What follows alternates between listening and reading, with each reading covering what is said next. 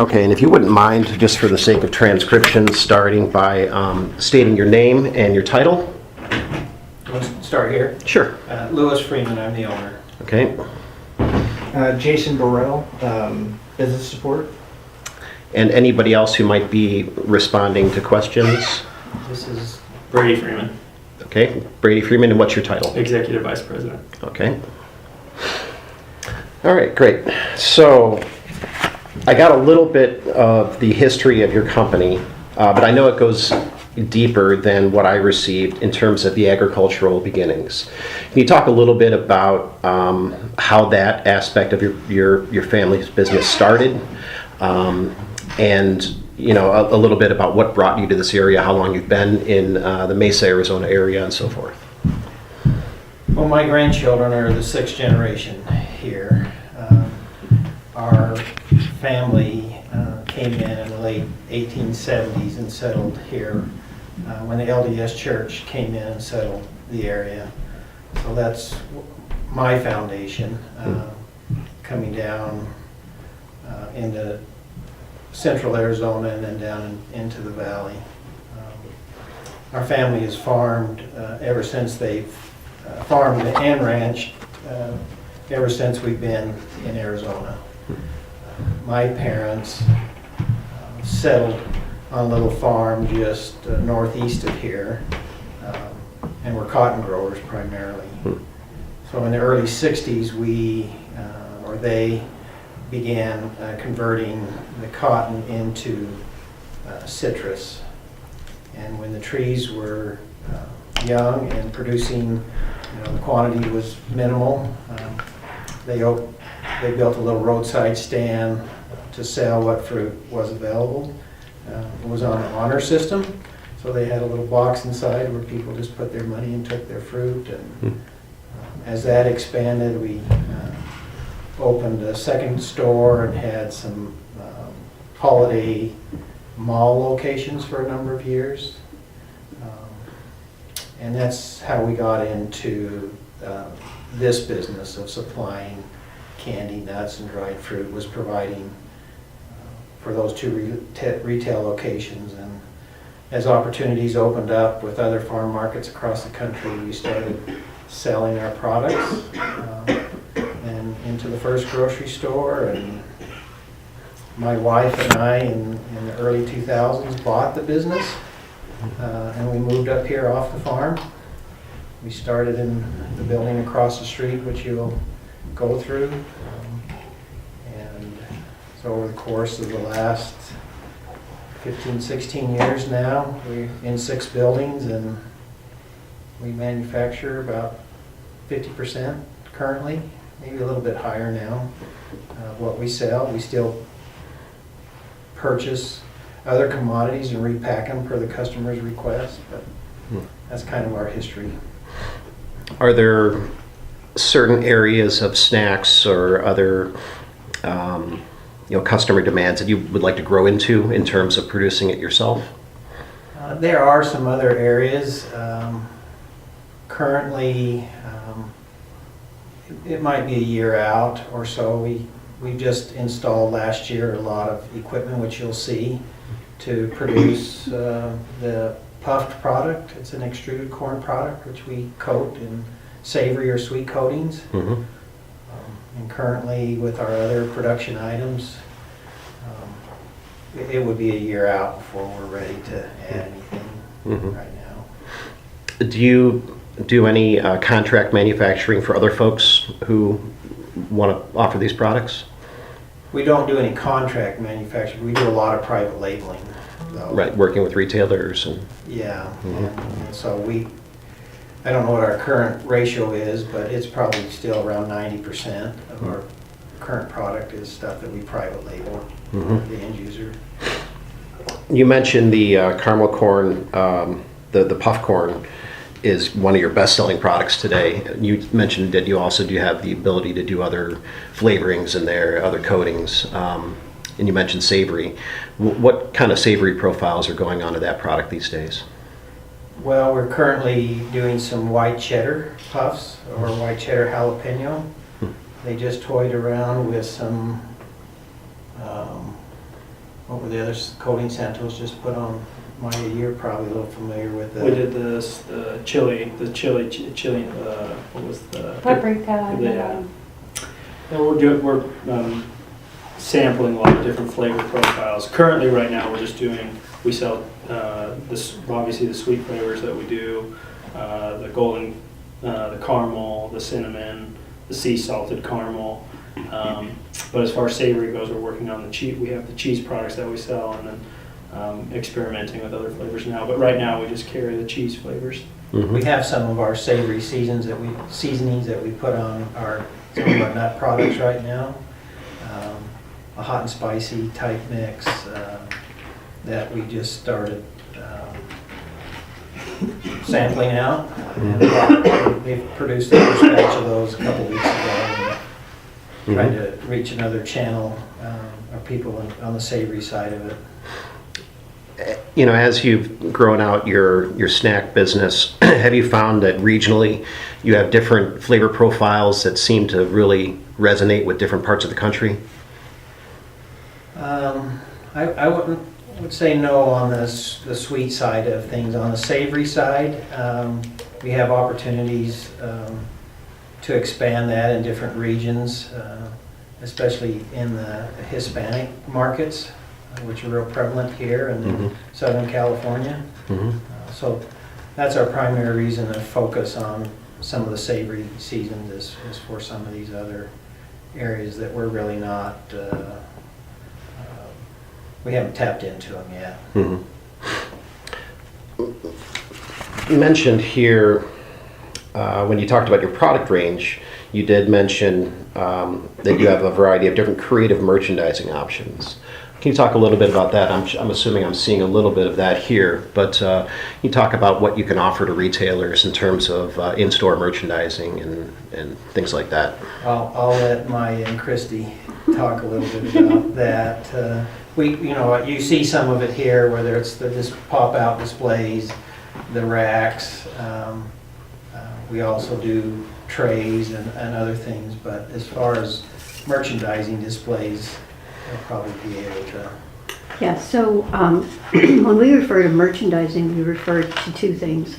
First of all, the racks or the stand-up displayers. You'll see a stand-up displayer out in the lobby. So working more towards being able to, what we ship the product in, we display it in as well. But the rack is a core tenet of what we do today for the tubs. So the fixture's one thing, but the other piece of that is the actual packaging, because we can merchandise product in tubs. That same product can be merchandised in a bag with a hole so it can be hung, or merchandised in a stand-up bag so it can be displayed. So we've started to work with, we've been doing different types of packaging for a very long time, but understanding the breadth of customers and types of customers we deal with, we found our flexibility is more needed in terms of the types of packaging we offer. The car cups is our latest endeavor to try to create a product that's more convenience focused, and so that was our intent around that. So a lot of our merchandising, unique merchandising, is really more around our packaging than it is a standard rack or a display or something of that nature. Does that answer your question? It does. Our retailers are asking for just the ease of way to merchandise the product. So whether it's an end cap, it's in and out, whatever, just get it to us so we can set it out, sell it, and be done. So more retailers interested in the shelf-ready, retail-ready type packaging. Yes. Yeah, absolutely. It's just a matter of convenience for them. They're so busy, and whatever we can do to reduce their labor and make the simplicity of the program for them, that's where we're targeting a lot of our packaging options. We just put some stuff in Albertson Safeway, in a 2-pound bag that was just meant to go in, and when they're finished with it, it's a disposable cardboard. And In terms of the graphics that you might put on some of these, can you customize those for retailers if they wanted something a little different? yeah, we just did that it was Albertson Safeway, right? They wanted local grab-and-go box. So we just produced that and shipped that out just a few weeks ago for them. So we have an in-house graphic artist, one that's here full-time, and then we have one we contract with. So the majority of our customers will come and say, this is what we're looking for, and then we will graphically design what they're looking for, packaging, and however they want it sold and displayed. Mhm.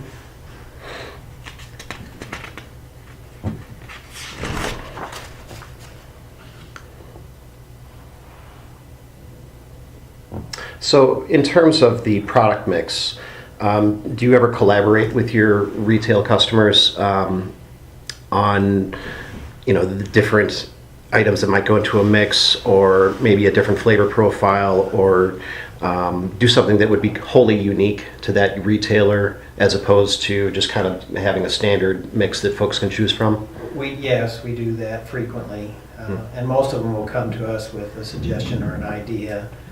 And even our employees will put together a trail mix or snack ideas that we'll incorporate it. We're just ready to introduce one that one of our employees, a trail mix they put together.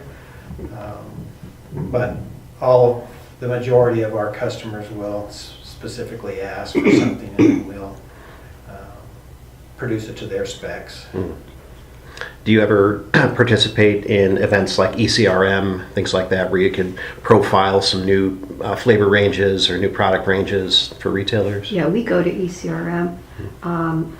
We went last year. We'll be assessing the calendar this year to see where it would be beneficial for us to go. Yeah. And we've hired some research firms to go out into different markets and do some research on items for their specific region, and feedback, on what the demographics are like, things they're looking for, flavor profiles, and brought that information back, and then we'll engineer a product or what they're looking for. So then in your discussions with your customers, you can bring that demographic information to them to help with their... Yeah, and we will normally do that. We certainly mention it to them, but it's not at their request. We do that to provide a service and to help them better market our products in their region. Mhm. We've also taken product samples that we're still in very early stage of development, and we've asked our retailers for feedback. So we do have a group of customers that we do send samples to and say, what do you think? Here's what we're working on, because we like that collaboration. Mhm. There's a number of our larger customers that they want it to be part of that process. So we'll send them they may come to us and say, what do you think? Produce something. Or we may take something to them and say, what do you think? And then they'll put their spin on it, or what they think will help in their market, and we'll make the necessary adjustments to get it out to them. You mentioned that you do some food service business. Is this commercial food service, non-commercial, a mix of both? I guess explain your... So, are you working with restaurants, or are you working more with football stadiums? It would be more restaurants, resorts, and that will go through a distributor that services them. We have a few that we'll go direct into, but whether it's someone like Cisco or US Foods or smaller distributors, Okay. we'll send it out in bulk to them, and whatever the commodity might be. Do you find that the demands in food service are different than retail, or there's a fair amount of crossover? I would say there's quite a bit of crossover, but the products that we sell into food service generally are not, this type of items. It would be items for baking or, cooking. They do take items into their bars and stuff, or snack mixes and stuff that they set out.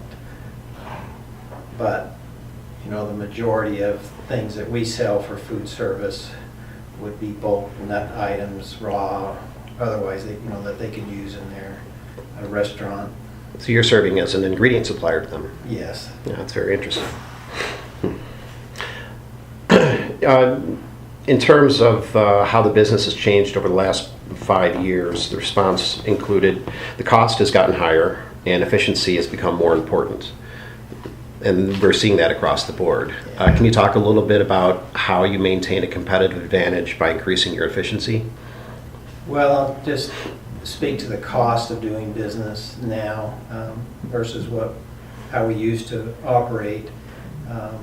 We're an SQF Level 2 certified facility. So the demands on maintaining that certification are quite high. And so hiring the right people to maintain that, and then the processes of verifying what we do and why we do it, and our cleaning schedules and stuff. The demands on that, take a lot of resources, and that's being driven by the retailer. We cannot put our products into the larger retailers if we're not an SQF level, certain level facility certified, because they can't take the risk on their end. Mm-hmm. So they want to make sure their facilities are approved. So just maintaining that, and that demands that we can't operate the way we used to in the past. Smaller runs. It's just the traceability behind what we do now is so complex. If something was needed to be recalled, it's just hard to operate with customers that are purchasing really small quantities. So the equipment to drive efficiencies, and the demands there have changed dramatically. So sanitary design factors into it, I'm sure, every year. Yeah. And every year the requirements change somewhat. So we have to make those necessary adjustments. In terms of your software, you mentioned traceability. Did you have to customize it considering the large number of different ingredients that you have coming into the mix? I'll let Jason speak Yeah, to that. Doug, I mean, we've had to, we're blessed to have a in-house coder who can build software for us. And so, yeah, we've done a lot of in-house customization that, is unique to us, primarily because of the complexity of the number of items that we're carrying, packaging, number of customers. I mean, it can be challenging, but thankfully we've had some good team members who have helped us to overcome some of those hurdles that have existed for us. Have you considered any blockchain solutions? Blockchain solutions. So blockchain technology, one of the largest who's rolling it out right now is IBM, and Walmart just started using blockchain. It's basically each person along the trail of an ingredient or any food has their own little signature on it. So you can trace it back at any Okay. point in the chain.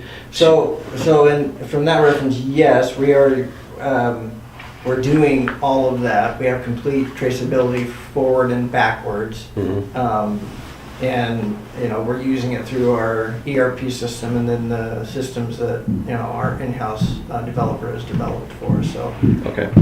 is it name brands? No. But yeah, we've got that full traceability in place. So we can trace it back generally, or no, we can. If it's like a nut commodity or something, we can trace it back to the grower. And I know eventually they want to get it back to the, who's providing the seed, the fertilizer.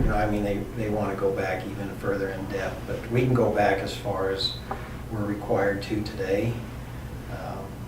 And then, our complexity goes into the number of ingredients that go into one finished product, whether it be a trail mix or if it has 10 or 15 different items in there, and we're blending that at different locations, or I shouldn't say different locations, but at different times with different lots that have come in and how those lots are split. And so when it comes in and it's mixed, it's, you know, it's given a barcode, and as it travels through this system, everybody has to your point, you know, sign off.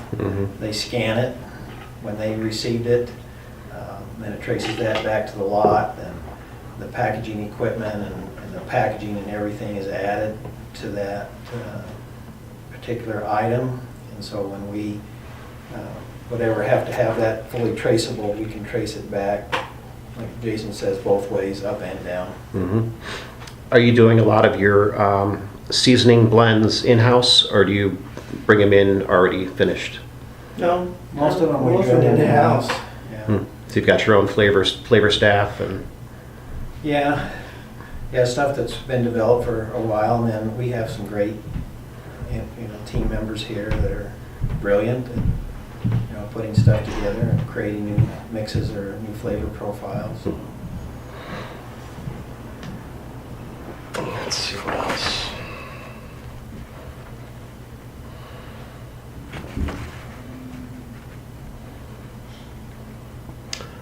Can you talk a little bit more about the launch of the Snackworthy line? You said this was, some of the packaging was catered toward the millennial demographic, and that they were looking for kind of a better for you type product. What went into that in terms of your background research, and then what do you think makes it better for you? As far as the research, and Jason, I don't know if you were involved in that quite heavily. You know, the marketing manager that we had at the time did a lot of brand development, was her niche. And so, you know, we just dived in deep to ingredients and products. We did a lot of market research on the packaging. Our in-house graphic artist at the time, they developed you know, the look and feel of that, and then we did some research off several different ideas that we had, and that came back with the color profiles and stuff that we felt would be attractive out in the marketplace.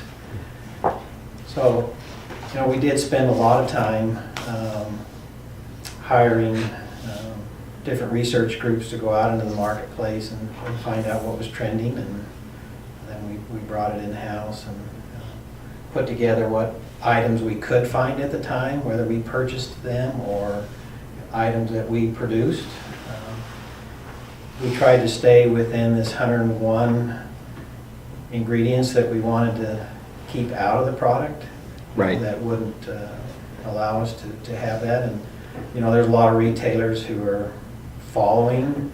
It wasn't our lead. Whole Foods is really the ones who started that, but a lot of our retailers now have their own programs that are very similar to the research that we did. So I wouldn't say that we were terribly unique in going after that. Everybody knew the millennials wanted something different, and their shopping habits were a little bit different. I think we dove in early and deep, and I think most of the retailers have some type of program now that they're also, I know Kroger does, and some of our other customers do too. I don't know if you want to weigh in. Some of our accounts in the Midwest, Whole Foods, a lot of them are going after the 101, you know, very clean type products. So that's really the biggest signature around those items. They're free from the 101 ingredients that aren't good for you. Mm-hmm. And the research led us to millennials in being the lead group, you know, that cares the most about that. Mm-hmm. And so the product was developed with them in mind, but also we know we're being asked by many retailers today, which of your products are free from 101, you know, bad ingredients. So it's catching on, and it's something that we're ahead of the game for many retailers to having those.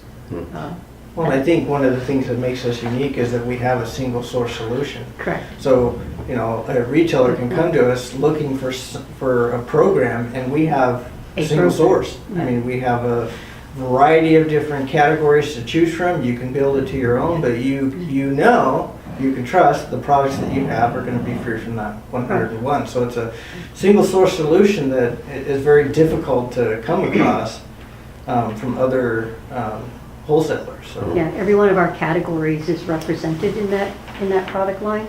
So we have items in every one of the categories, whether it's nuts, puffs, sweets, you know, that does and can make that claim. So to Jason's point, we've already carved out the items, branded them, and are working to present them to retailers. And how long has this line been on the market? Year? 2 No, years? it's 2 been years. At least two. At least two. Two. This is before my time. 2016. So, And we do have customers, some of our private label customers, that specifically come to us and say, find us new items. And they may say, this is the item that I want that we've found. Can you source it and package it for us? Because they don't know it'll fit into our packaging capabilities. So it has opened doors outside of just the snack worthy, because we do have some large customers that we specifically pack only free from for them. and it's under their label. Their, Right. Branded. In terms of a total number of retailers who you work with, do you know how many total customers you have? big list. Well, It's over 1,000 retailers that we're working with.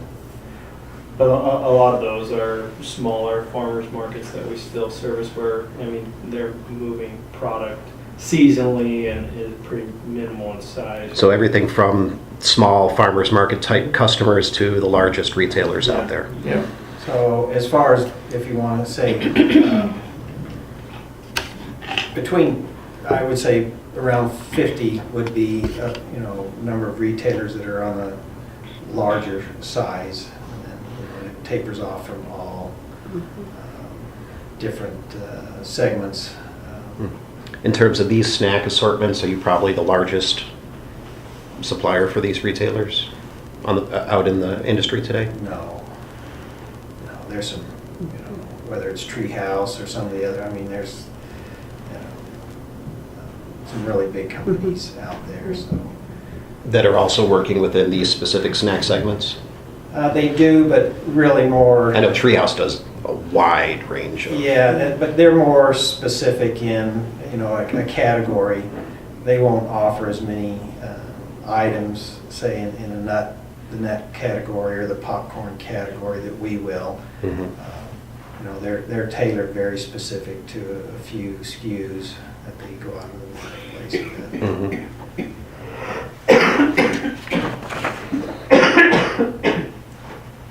Okay. I think that's all I have for now. You want to take a look at the facility? So